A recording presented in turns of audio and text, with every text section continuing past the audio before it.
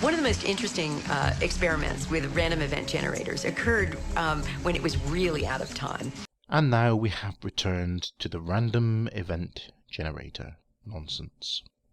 Some of the Princeton investigators and some of the other ones decided that they would try to see whether or not you could affect a random machine after it had run. So they converted it, instead of having a computer with a visual screen, they had a computerized situation that was audio tapes. And they had it with clicks in the left ear and clicks in the right ear. And they already played this with nobody listening to it, so that it already ran. They put that in a vault, and they then gave the tape, the already run tape, to a participant and said, take it home, I want you to listen to it, and I want you to make more left ear clicks than right ear clicks with it. Send your intention to it. So the person did. They handed back the tape, and they played it, and lo and behold, and they played the one in the vault too, and they discovered that they were both the same, and they both had more left clicks than right clicks. I don't suppose experimenter bias was at all introduced into these experiments, were they? I mean, come on now, this is getting way beyond a joke. Really? Has no one even entertained the possibility that the random click generator was set up to record with a bias in favour of the left sound channel? Did these people even consider the possibility that listeners' bias could have affected their interpretation of what they were hearing? Even in what is statistically a 50-50 situation where the actual results could deviate across the spectrum of probabilities, the results would either be left biased with a 49% chance roughly, right biased with a 49% chance roughly, or equal between the two channels, which is an incredibly small chance depending on the number of clicks that were recorded at the time of the experiment. And based on this information, it is reasonable to assume that these people could have had an almost 50-50 chance of being right based on an entirely random guess. Did this enter their minds at all? Did these people even consider the possibility that the whole thing might have been rigged? After all, no references were provided for this experiment at all by the movie makers. The credulity of these individuals is really embarrassing for me as a fellow human being at this point. We're skipping the rest of this segment. It's rather pointless listening to meaningless speculation based off of a flawed premise like this. Most people don't affect reality in a consistent, substantial way because they don't believe they can. Most people can never get what they pray for because they simply don't have enough faith. Did anyone else see the parallel, or did they only spot it when I pointed it out a moment ago? It occurred to me almost immediately. Whatever way we observe the world around us is what comes back to us. Who is Michael Ledwith, assuming that's how you pronounce his name? He taught as Professor of Systematic Theology at Maynooth College in Ireland for more than 16 years. He served as President of the university for another 10 years. He was, and this might explain his statement that you just heard, a member of the International Theological Commission, which is a small group of theologians charged with advising the Holy See on theological matters.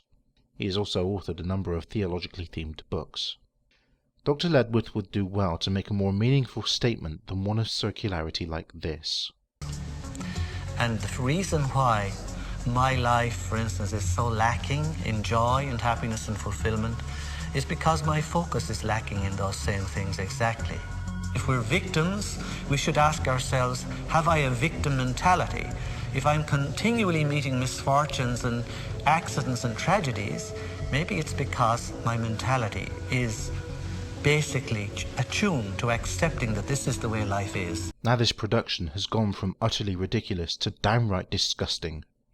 Dr. Ledwith is now suggesting that if people are experiencing misfortune in their lives, it must somehow be their fault. I'm sorry, but when someone makes that kind of assertion, it's nothing more than enabling the feeling of worthlessness in people by telling them that they are only experiencing misfortune in their lives because they're asking for it. I've seen abusive partners and other abusive people in positions of trust make similar pronouncements like this, including the Catholic Church over their scandals to do with paedophile priests, and I find it just as sickening whether it is stated openly, as in the case of an abusive partner, or clothed in hypocritical homily and soothing-sounding tones and words, as is the case of the Catholic Church, and is the case right here.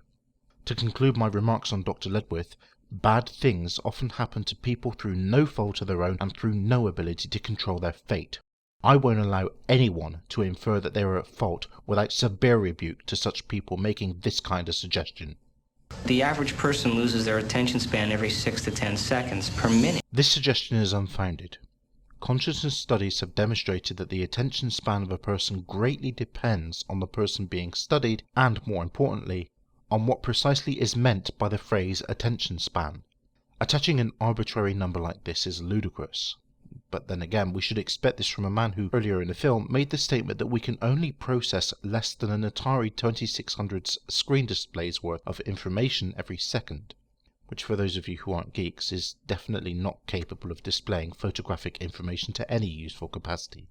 When one wants to focus intent, you want to be a singleness of mind. That's why some of the old occult teachings teach people to focus on a flame, a match flame, in fact, so that you learn to bring your attention into a very sharp channel so that the energy density becomes greater. Can Dr. Tiller please tell us something new? Pointing at the observed fact that focusing your attention using exercises designed specifically for that purpose can increase the discipline of your own mind is all well and good. But what does this have to do with the premise of the film that one can telepathically alter the world around them? The mind is structured in layers, just like the universe is structured in layers. Where the hell is Mr. Hagelin getting this from exactly? Nowhere in any scientific peer-reviewed journal, or in fact any biological textbook of any kind, other than the alternative therapy type, will you find this claim accepted. From superficial to profound. And if we use the mind at a very superficial level of ordinary thought, we have very limited power. We can barely move a speck of dust across a tabletop without using our hands. So weak can consciousness be. You can't even do that at all, without intervening with your physical faculties. This is sheer nonsense that he's coming out with now. But at the deepest level of consciousness, consciousness creates universes. This is ludicrous. Does he have any evidence to support this extraordinary claim? Anything? Nothing? Yeah, it figures. Extraordinary claims require extraordinary evidence. But we always wonder then, don't we? When we wish for all of those, to be able to heal with the touch and to raise the dead and to manifest a loaf of bread in our hand. And we always wonder why we can't do that, but we can never ask a question that we don't already know the answer to. Actually, the scientific method is founded on the principles of asking questions we don't know the answer to, and then looking to see if the answer can be discovered. What Jay-Z Knight has just admitted to is a foundational bias towards the belief that she already knows the answers to all of the questions she wishes to ask. Sounds a lot like a religious belief to me. And the answer is because we don't believe we could do it, and it interferes with our agenda of our own personal addictions that define us. We have never had enough time to care for anyone else other than our own emotional addictive needs. This, I have to say, seems a great deal like an act of projection. This isn't relevant to the premise of the movie, but Jay-Z Knight has had a string of failed relationships and marriages within the last 10 years alone. She practices the act of appearing among people who are credulous and believe her claims that Ramtha can be channeled through her, and charges $1,000 for each time she does this. She has copyrighted his appearances and his channeling, something that no genuine channel is likely to ever wish to do if they were compassionate to allow this so-called spirit to roam freely as they will among other people. And she has the nerve to talk about being selfish. This is just insulting now. We are skipping the theatrics that follow. Because I am my atoms, but I am also my cells. I'm also my macroscopic physiology. It's all true. They're just different levels of truth. Are we really going to go down this road that fact is not the only type of truth? Should we start incorporating fiction into our mechanism for truth now? What Mr. Hagelin is proposing is nothing more than meaningless apologetics. Whatever different levels of truth he is referring to, everything from the macroscopic level of existence through cellular levels down to the subatomic, all has evidential support and has been rigorously tested by the same scientific community that these people have chosen to eschew in favour of their religious and pseudo-philosophical beliefs. The deepest level of truth uncovered by science and by philosophy is the fundamental truth of unity. Yeah, this is from a man who is proposing that consciousness exists as a field, a proposition for which he has provided absolutely no evidence. At that deepest subnuclear level of our reality, you and I are literally one. Yes, and when evidence is provided for these assertions, then it is reasonable to expect people to believe it. Proposing that we are all one at a certain level of existence is all well and great until you remember that there is no evidence whatsoever for this claim. However, I will again point out for the record that we are a social species, just like so many other species of life on this planet. We have evolved that way as a means of helping us to survive in our environment. Human beings have reached a point where we can utterly destroy the environment if we wished. And that's a problem, but it doesn't change the facts. We are not alone. We are not separate. We need each other in order to thrive as a species. And accepting scientific principles without becoming credulous to nonsense, such as what this movie is proposing, does not change that essential fact of life. This gradually led into some notions that there was an invisible connection between everything. Physicists give this a name. They call it entanglement. This is a rather egregious misrepresentation of science. Entanglement has very specific properties and very specific disciplines in which it is examined. Speculating that everything is connected, and that this connection is known to physicists as entanglement, is a misuse of the scientific evidence that supports quantum entanglement. As I stated at the beginning of my analysis, this movie had a very poor start, and has just gone downhill since. As Einstein put it, he didn't believe that quantum mechanics could be true because it required that there be spooky action at a distance. That was his term. Dr. Radin has now misquoted and misrepresented Albert Einstein. According to Albert Einstein's theory of special relativity, instantaneous action at a distance was seen to violate the relativistic upper limit on speed of propagation of information. If one of the interacting objects were to suddenly be displaced from its position, the other object would feel its influence instantaneously, meaning information had to be transmitted faster than the speed of light. However, this problem has been resolved by Einstein's theory of general relativity, in which gravitational interaction is mediated by deformation of space-time geometry. Matter warps the geometry of space-time, and these effects are, as with electric and magnetic fields, propagated at the speed of light. Thus, in the presence of matter, space-time becomes non-Euclidean, resolving the apparent conflict between Newton's proof of the conservation of angular momentum and Einstein's theory of special relativity. Should we just accept Dr. Radin's suggestion that Einstein thought this was all spooky? As for whether he thought this invalidated quantum mechanics, well, the point made about general relativity a moment ago should answer that question. And what he meant is that when we have our ordinary sense of the way that the fabric of reality is, it seems like these two places are absolutely in space, they're separate, and never the twain shall meet. But in fact, it's not true. Now Dr. Radin is misrepresenting scientific inquiry once again. Until evidence is provided to demonstrate how 2 points in space are interconnected, it is nothing more than mere speculation to suggest otherwise. Are the producers of this show now speculating that we can telepathically control not only our world, but planets that are light years away? Just for kicks, let's listen on. At some deeper level that we can't see with our eyes very clearly, two places in space are the same. They are co-located, coexisting. So if we imagine that common sense, the way common sense literally meaning that your senses tell you about the world. Science is based on evidence, not intuition.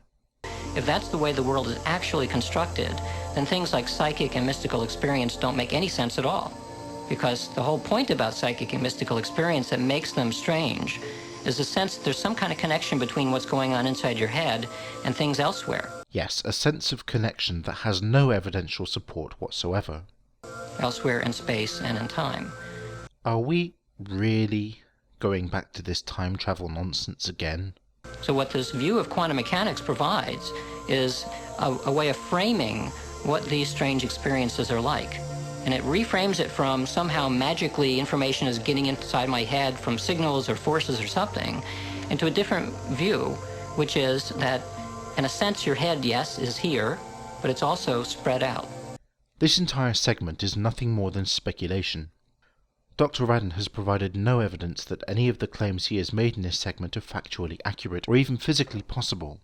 Asking people to believe it based on the ideas that quantum entanglement of particles is demonstrable, so therefore it validates psychic mediums and telekinetic claims throughout the world, is an insult to their intelligence, and nothing more than special pleading, since they are very unlikely to accept that their claims are wrong without an unfeasibly large amount of evidence to the contrary.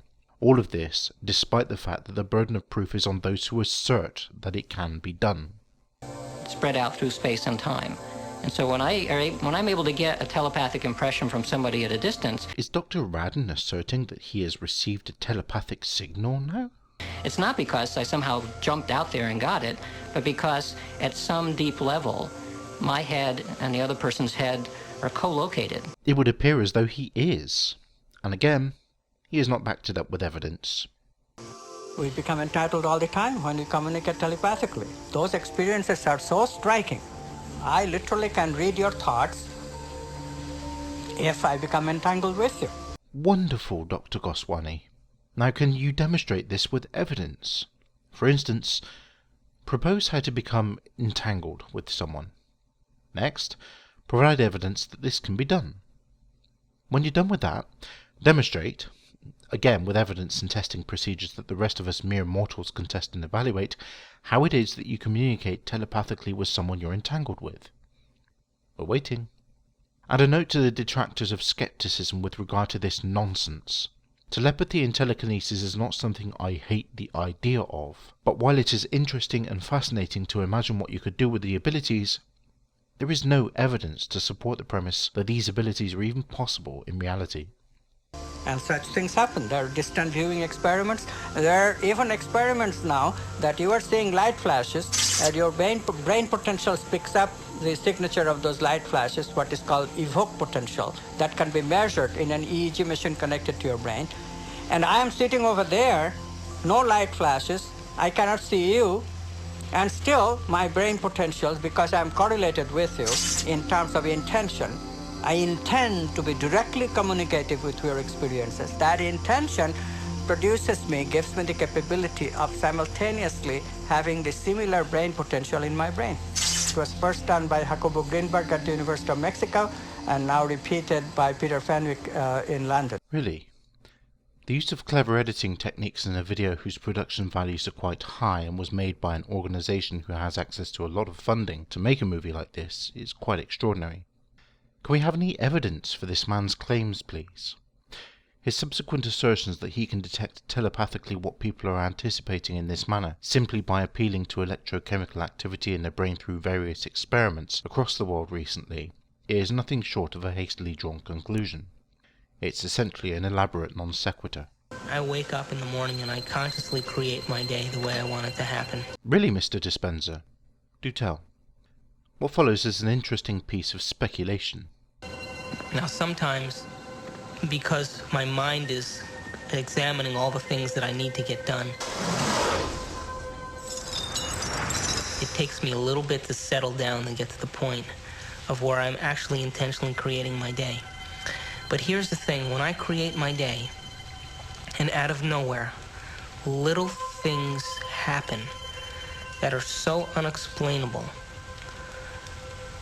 I know that they are the process or the result of my creation. How? What Mr. Dispenza is not doing is looking to find the explanations that might very well be explainable. It's like the power of prayer within Christianity, for example. Fundamental Christians often claim that prayer works. They pray for something, they get it. God exists and is real. God is great. What they aren't doing is counting the numerous failures. The prayers that didn't get answered. They're completely ignoring them, just as Mr. Dispenza is doing. Only in this case, it's not prayer, it's his brand of mysticism. And the more I do that, the more I build a neural net in my brain. This is complete and utter nonsense that isn't even fit for classification as a logical fallacy. That I accept that that's possible. I'm a bit stuffed now from having to chew through all this word salad. Gives me the power and the incentive to do it the next day. So, Essentially, your cycle of foundational bias, combined with confirmation bias and ignoring all of the failures of your chosen belief system, gives you the power to go through this again the next day, and thus the cycle continues. Christians, Muslims, Hindus, Jews, and practically every other religious organization's members go through a similar process of selective memory and bias in their beliefs. But it doesn't mean any of them are correct, and the same is true for Mr. Dispenza's claims. And we all create our own realities. Go ahead, let's see you create one now, and provide the evidence that this is what you've done. Oh, wait. Are you referring to the creation of a different perception of reality in your mind? Because that's an entirely different thing altogether. And we do that because we are the observer. We are each the own observer of our own reality. No, we are each the observer of reality. There aren't different realities. There is only one. The one we all share.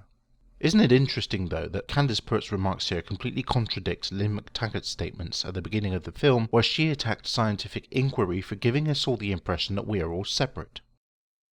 Internal consistency really is too much to ask of these people. And each of our individual consciousnesses creates our own individual reality. Repeating an error does not correct it. In the most amazing way. My son, Evan, the physicist, says, it's an additive thing. I mean, if I'm holding one reality and someone else is holding another reality. I mean, it's the Super Bowl this afternoon. And the reality that the Eagles are holding is a different reality than what the Patriots are holding. And only one of those realities are going to be the real reality. So there's some additive, and there are interference patterns. Okay, it is now time to end this ridiculous nonsense. One's own perception of reality does not magically become the correct reality in the world. The only difference is that some aspects of that perception are confirmed by the events that take place. If your perception of reality deviates so much from what is actually going on around you, it's time to check yourself into a medical facility for your own good. I think if we keep quantum physics and the understanding very simple for the layperson, that our observation has a direct effect on our world. I think if we keep it very simple, then people can get about the business of beginning to practice the skill of observation. Mr. Dispenza really means to say that if we keep our explanations worded in such a simple way as to ensure that people are understanding in an intuitive way what we want them to hear, they can believe what we are telling them is true, and then they can start giving themselves the false impression that they can telepathically control the world around them. Science does not attempt to simplify things for the layperson. Those scientists who do so make sure that their lay explanations do not deviate from the essential crux of the issue, that which can be demonstrated by evidence. See, the subatomic world responds to our observation, but the average person loses their attention span every 6 to 10 seconds per minute. Repeating an earlier error, Mr. Dispenza.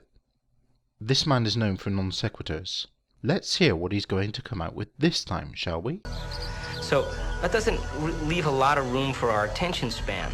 So how can the very large respond to someone who doesn't have the ability to even focus and concentrate? Maybe we're just poor observers. Or maybe you don't have any evidence for your outlandish claims. For example, I have now been sat at this computer for several hours putting together this analysis video. I know exactly what I'm doing. All of my attention is focused on this task, and I haven't found that I've had to draw my attention back to this task every minute as Mr. Dispenza claims is the case. Maybe we haven't mastered the skill of observation, and maybe it is a skill. And maybe we're so addicted to the external world, and so addicted to the stimulus and response to the external world, that the brain is beginning to work out of response instead of out of creation. Hilarious. Is Mr. Dispenza now suggesting that instead of responding to outside stimuli, which is required for us to be effective in our lives in the outside world, we should create our own realities in our minds? What kind of pseudo-intellectual nonsense is this anyway? While meditation might be a calming and peaceful means of centering your mind after a long day or a traumatic event, this premise of Mr. Dispenza's is ludicrous. It amounts to nothing more than telling us that it's okay to make shit up in our heads and assert that as though it were factual somehow. If we're given the proper knowledge and the proper understanding and given the proper instruction, In other words, given the right indoctrination techniques in order that you believe this nonsense. We should begin to see measurable feedback in our life. If you make the effort to sit down and design a new life. You cannot design a new life. You can change your existing one and work within reality, but you cannot simply overwrite reality with one of your own and design a brand new life. That's just pseudo-philosophical nonsense. And you make it the most important thing. And you spend time every day feeding it like a gardener feeds a seed. You will produce fruit. Yes, if you spend time making strides in your life and trying to accomplish goals, this is possible. But you have to remember that you are in a world where nearly 7 billion other people exist. You have to work with what's already there. This is not to say it's not possible to change your life for better or worse, but the analogy that Mr. Dispenza just gave is applicable to anyone's life, not just to quantum mystics like himself. We are running the holodeck. We are collectively, it's there, it has such flexibility that anything you can imagine it will create. This is another assertion provided without evidence. Did you notice the allusion to a holodeck? Star Trek is a work of fiction. Enjoyable fiction, but fiction nonetheless. And reality is not a holodeck, unless Dr. Tiller is prepared to show us evidence. You know, hollow emitters, or maybe a matrix-style neural connection, or something that would demonstrate that what he's saying is true. And you learn, I mean, your intention. Have you noticed the number of times this production uses the phrase intentions so far? It's equivalent to the creationist use of the word kind as opposed to species in referring to different forms of life, and it's just as bogus. Causes this thing to materialize once you're conscious enough. Yes, so what is consciousness? What is consciousness? Well, consciousness is a very difficult thing to define. What is consciousness? Where does it come from? People have been trying to explain consciousness and try to figure out what exactly it is, what it means for us as human beings, why we even have it. On a simple way of defining it is it has to do with awareness, and in particular it has to do with awareness of the self. That's at least how we as human beings have self-consciousness, so that when we look in a mirror we recognize that it's ourselves that we're looking at and not some other person or some other animal. Consciousness as a field of study is an ongoing process of experimentation. We don't know fully what it involves, but what we do know is that consciousness requires a substrate to operate on. In the case of biological living beings, it requires a brain. This has been demonstrated many times. In my video response to creationists and in many other people's video responses, it has been pointed out that consciousness depends greatly on the health of the brain. Brain damage, for example, has a definite and irreversible effect on the personality of the subject whose brain was damaged. For example, people who have been in car accidents and have suffered brain trauma as a result have ended up with afflictions ranging from complete personality changes, the loss of empathy or key memories, to a complete loss of personality, people who are wheelchair bound, not because of paralysis, but because their brain has been damaged to a point that they have no more cognitive processing ability than that of a newborn baby. There are of course exceptions to this, but there is no suggestion that consciousness can exist outside of the substrate that created it to begin with. Speculation about consciousness transfer to something like a storage device, but nothing backed up by evidence. And do you think science will understand that better than having to handle a hot potato called consciousness that has so much cultish religion, backwater voodoo attached to it? Ms. Knight really shouldn't attack the scientific method. Science makes great strides on a continual basis with a great many scientific fields. Even the failures are a learning experience. Cold fusion was shown to be a dud last decade, but it helped us discover more about how the fusion process works. Consciousness has been left out of the equations of physics in general, as well as quantum physics, for a very simple reason. It's easier to do things that way. No, Dr. Wolf. It's not because it's easier to do things that way. Consciousness has been left out of physics because the consciousness is an aspect of the brain, and therefore is left in the hands of biology, where it belongs. Dr. Wolf here has just lied to you all. We are skipping the following theatrics. Consciousness, we have great trouble defining it. To me, consciousness is a byproduct of spirit entering dense matter. But we have a long way to grow before we get to the stage where it is meaningful for us to ask the question, will we know God? Dr. Tiller has suggested again, without evidence, that consciousness is a part of the spirit. His personal beliefs have no bearing on the factual validity of his claims, only the evidence matters. To make things worse, he then speculates on whether we will ever know God. This question has no relevance in scientific discourse. Science has no comment to make on the supernatural, so this statement is a violation of the philosophy of science. Most people think of God as that great figure in the sky with the white beard who's scrutinizing the human race from above. They see us here on earth as in some form of neutral testing ground, where we're placed by God for a period, and God watches from above, registering the scores on his laptop. Why would God need a laptop? Does he have a problem with his memory? Is he not the all-powerful and all-knowing deity that so many religions, including Christianity and Islam, have told us he is? As to whether we perform according to his designs or whether we're offending him, as it's put. Yes, that is generally the consensus of man-made religions. But can you please tell us what your point is? An absolutely outrageous idea. How could we offend God, the type of God that people believe in? How could it matter so much to him? How could it, above all, matter that he would find it so serious a situation that he could condemn us to an eternity of suffering? But that's one thing I have to give the producers of the show props for. They at least don't follow the teachings of a vengeful deity like the Christian, Judaic and Islamic God. Still, can we please discuss the evidence for the claims now? These are bizarre ideas, but obviously they have a great hold on the fears and the limitations and the insecurities of people, which is why religion can play so effectively, whether deliberately or otherwise, on those insecurities. People fall into line very readily when they're threatened by these cosmic sentences of everlasting punishment. How in the Ten Commandments could we have possibly created a mind that could transcend space and time? I don't know, Ms. Knight. Can you please explain what you're trying to get at here? No, we're too busy keeping our emotions in check to ever dream of infinite possibilities. If this production wishes to alienate people by insulting them in such an infantile manner, then that is the wish of the producers. Ms. Knight's comments are ludicrous to say the least. What does she think we are? Balkans? But, for the record, keeping our emotions in check can be a very useful means of getting things done. If we ran around only following our instinct, where would we be today? Living in mud huts?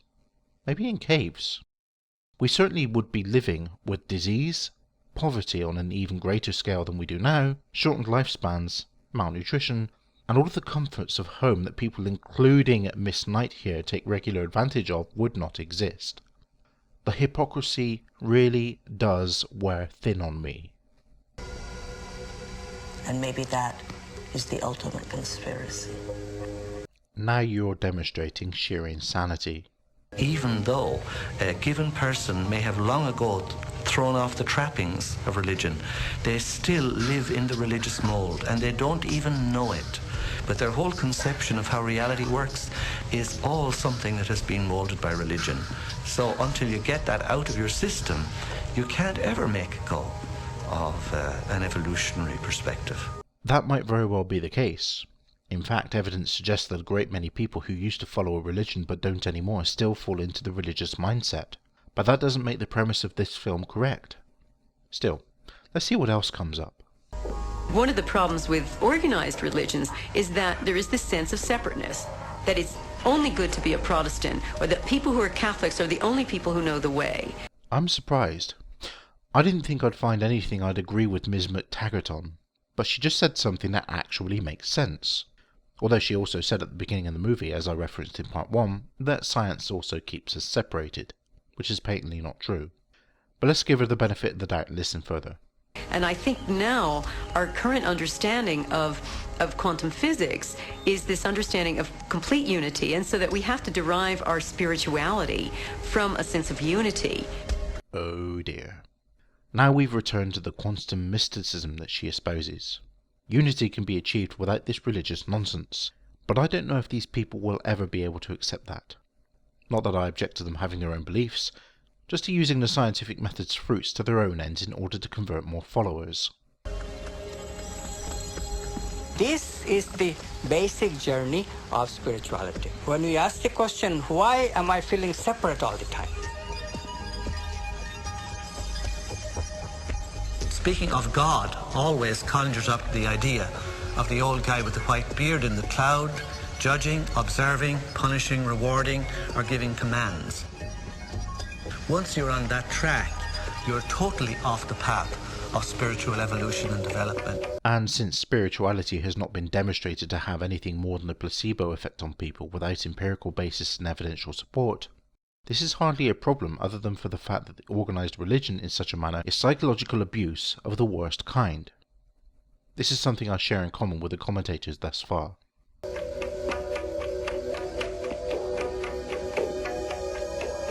The great appeal of all to people who don't want to grow up, but want the great parent in the skies looking after them, is to ask Jesus to do it for me. If only I place my trust in Jesus, He will save me from my sins and look after me, and all will be well. Well, Jesus cannot eat my lunch for me, and Jesus cannot be born for me, and neither can Jesus save me, because what we're talking about in this, in real terms, is not being saved by anyone, God or otherwise. We are talking about a personal evolution. And from my perspective, I agree. However, watch out. Jay-Z Knight is about to add her comments. The only reason that there is an addiction to religion is some way out of a mistake. Does that diminish the greatness of God? No. It actually opens the corral and lets God be eternal, absolute. The law that is given to us is the same law as given to that of those people on Sirius. They're given to us by the people in the Rose universe or the I universe. You know, and your Hubble telescope is finally seeing galaxies of immeasurable beauty. Yes, these images really are wonderfully detailed, aren't they? I love looking at astronomical pictures taken by the Hubble Space Telescope, among other instruments. But here's an interesting fact that the producers didn't reveal for some reason. Every single image taken by the telescope has had to be colour corrected. Much of the detail in the images does not fall within the range of visible light, and so in order for us to see it, we have had to have the EM spectrum shifted in the resultant images such that we can make visible the details that were otherwise outside of our natural ability to detect. Technology allowed this to happen. Mysticism had no part in it. Further, Jay-Z Knight's comments about there being multiple universes is speculative nonsense. While we have theorized the existence of other universes, and while I reserve judgment on their existence, it is a rather poor show when someone speculates about what is happening in those universes when we don't have the first clue about their nature. Finally, we are skipping the rest of the religious commentary. There isn't really anything new to add to the discussion, so we should move on to the next real point these people are trying to make. In addition, we are skipping over the following theatrics, as well as Jay-Z Knight's speculations about dreams. The frontal lobe is the crowning achievement of the human brain. What? The frontal lobe in the human brain grew under selective pressure due to the environment that favoured species who were able to think their way around situations better than those species who were less able to intellectually adapt to their environment. This nonsense is going well beyond reality now and into the surreal. Through the workings of the nervous system and the particular way that it implements quantum effects. Very distinct, specific way, not general, not fuzzy, not imprecise. That it absolutely does open the door for free will being a possibility that does not violate modern scientific tenets, and that's consistent to a certain extent with people's subjective impression that we do have free will. Some interesting statements from Dr. Satanova here. Consciousness, as I stated earlier, is still an active field of research. But let's see what Mr. Dispenza has to say now. What separates us from all other species is the ratio of our frontal lobe to the rest of the brain. The frontal lobe is an area of the brain that's responsible for firm intention, for decision-making, for regulating behavior, for inspiration. It is the seat of what causes us to take information from our environment and process it and stored in our brain to make decisions or choices that are different than the decisions and choices that we've made in the past. This decision-making ability is not unique to humans. In fact, any living creature which has the ability to form memories has the ability to utilize those memories to make decisions that are different to those in the past. Further, there is evidence that chimpanzees have limited cognitive abilities, and while nowhere near as developed as a modern human being, can still serve to the advantage of the species.